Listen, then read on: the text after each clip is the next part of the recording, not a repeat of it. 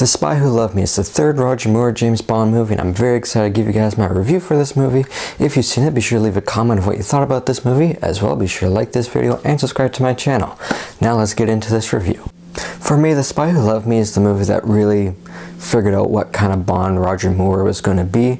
He's definitely more of a suave James Bond. His movies are a bit more over the top, a little campier than some of the other ones, and this one for me is where they sort of really established what his run was going to be, and I thought this one did it the best out of some of his later movies where it just got a little too over the top, a little too campy. This one I thought sort of rode that line of what was just too much very well. There's definitely moments that are just definitely a lot sillier than some of the previous movies, but for the most part I thought it worked. For me, this probably is the best Roger Moore Bond film, as it manages to be fun. It feels like the plot itself feels like a very good Bond story, and it manages to have a bit of that goofier tone that the Roger Moore movies have, again without going too far like some of the later ones do.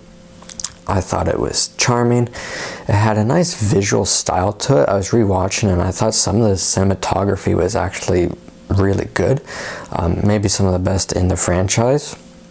Roger Moore himself is very good in this movie. I think even some of his movies aren't very good. I thought he was always good in his run, and in this one I thought he was really good.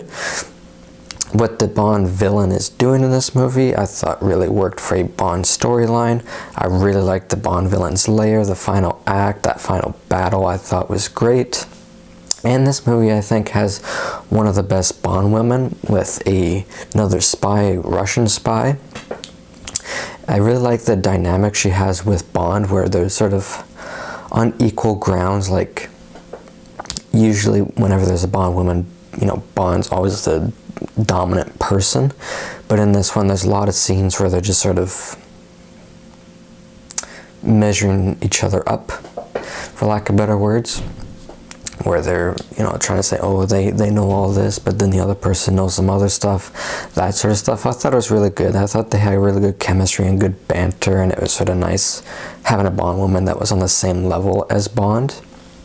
My one issue with their storyline with the Bond woman was at the start you find out there was this person that she was in love with who was chasing Bond, and Bond ended up killing him in that chase, and you see it happen. And when she finds out, she's like, okay, we're going to finish this mission, and then after that I'm going to kill you for revenge. And she doesn't, and the scene where she doesn't, like she's about to, he just saved her, they're about to escape this sinking base.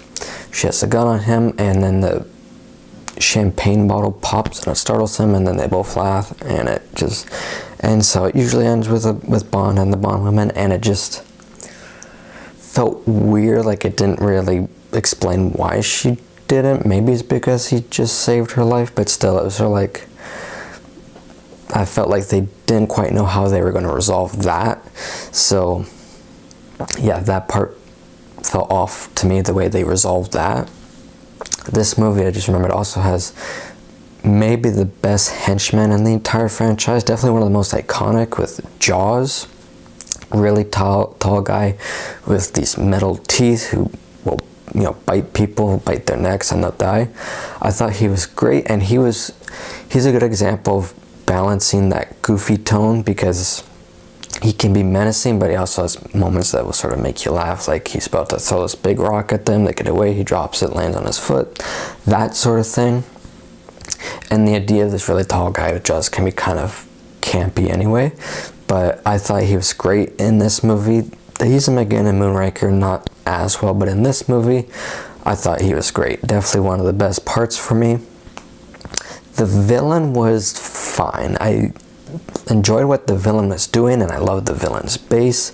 I just thought he was a pretty forgettable villain. Both, you don't really remember why he's doing what he's doing, and the performance was fine, but it wasn't a performance that I remember, because sometimes you get a character that doesn't have much depth to them, but the way the actor plays them, you can remember the performance. It was just fine. It was just pretty disposable. So for me, probably the villain was the weakest part of this movie.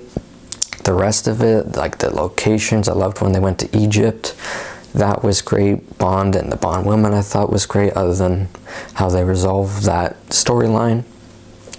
I thought that was great. There's some fun action in this, fun gadgets. Like, I really liked the final act with the battle and the ship and the base.